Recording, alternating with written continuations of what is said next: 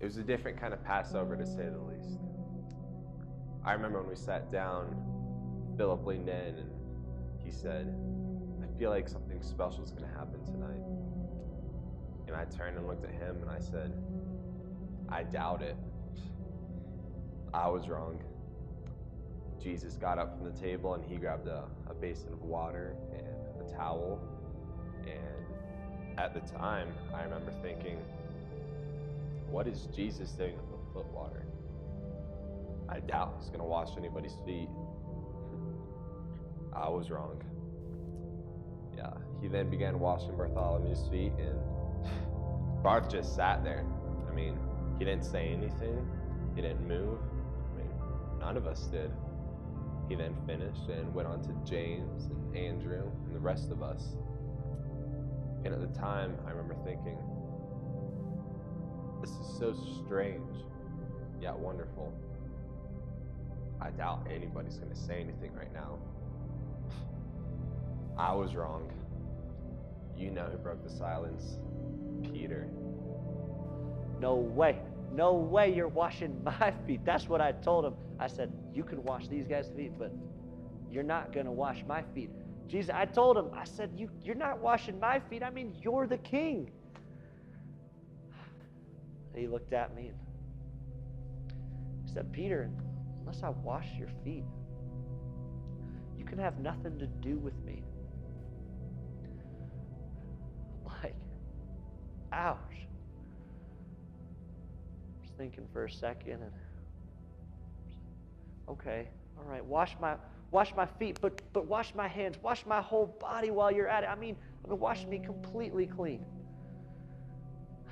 Jesus, he chuckled. He said, Peter, just relax. Your feet will do just fine. And in the midst of him washing our feet, I realized he was teaching us to be servants. Then Jesus grabbed some bread and wine. He blessed it and he served it to us. And he said, this is the new covenant with his blood. And then he went on saying, tonight all of you will lose faith in me. And at the time I remember thinking, lose faith in you, Jesus? No, never. But I didn't say anything. I just sat there. I couldn't just sit there. I had to say something. So I looked at Jesus. I said, you know I love you. You know I love you. I mean, you can count on me. All these other guys, I mean, I don't know. I mean, they may leave you, but you can count on me.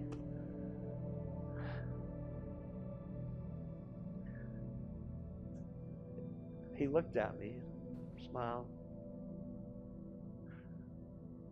He said, Peter,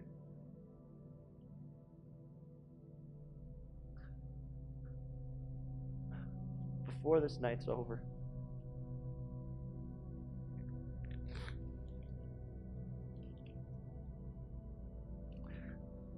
you're going to deny me 3 times.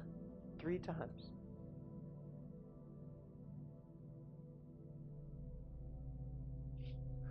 Like, ouch.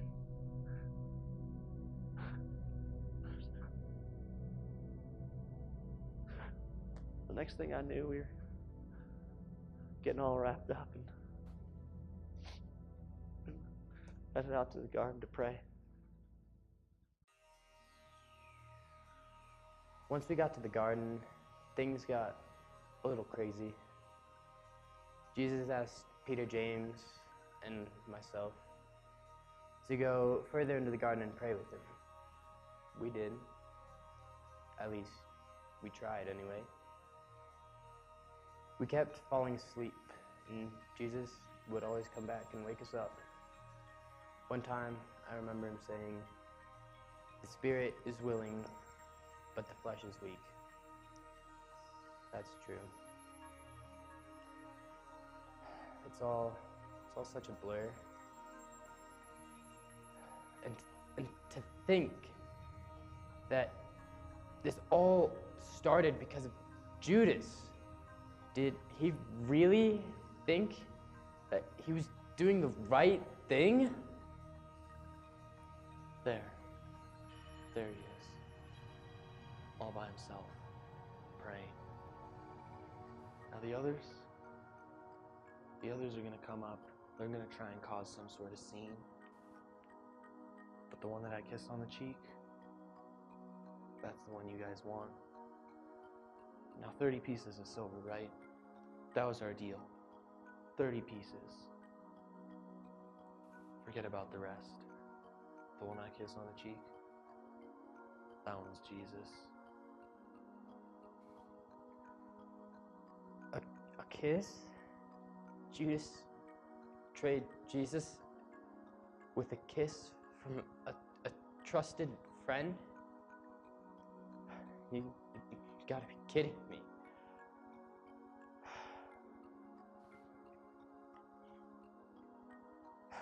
Then things got really crazy. Peter, he picked up this sword and he cut off a guy's ear. And Jesus, he just walks over and he just picks up this guy's ear and he puts it back on. Like nothing had happened. Like nothing had happened at all. And then they took him. I'd like to tell you that we fought for him. That we tried to do something. But we didn't. We ran.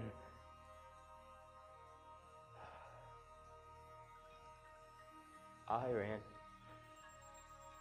And I'm so ashamed.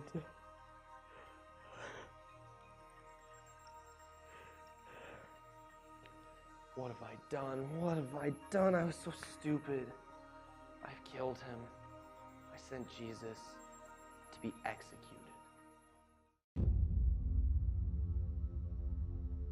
I crucified Jesus.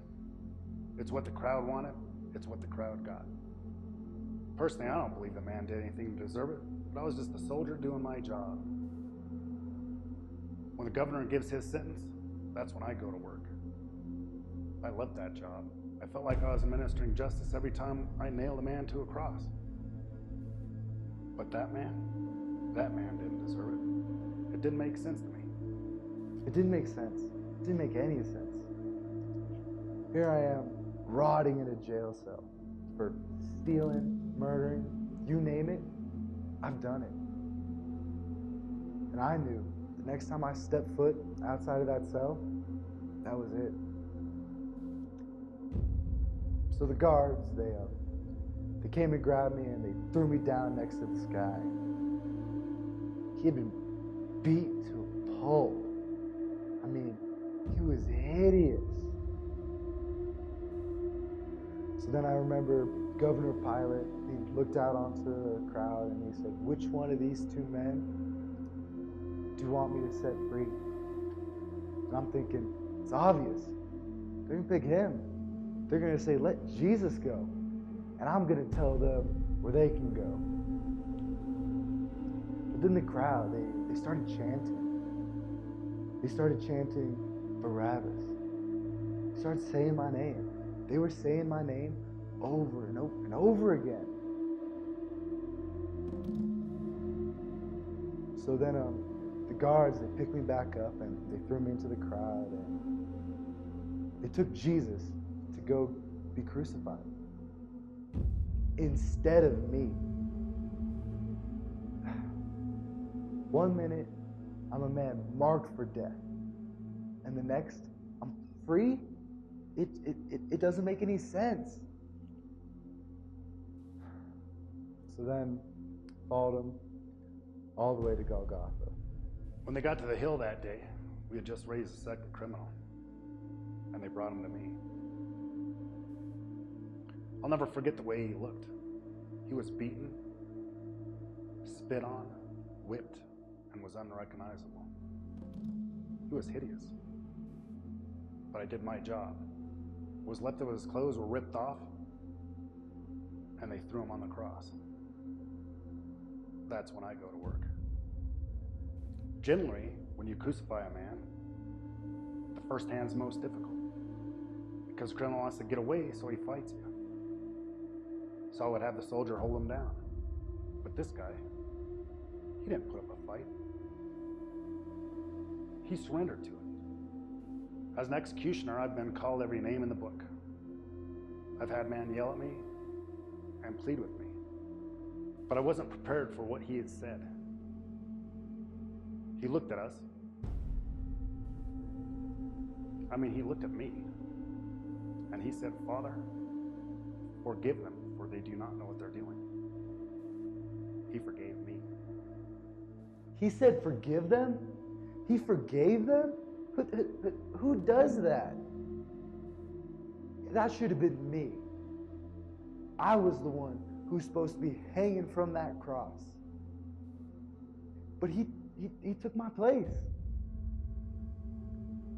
I looked up and I remember him taking a deep and what had to be agonizing breath.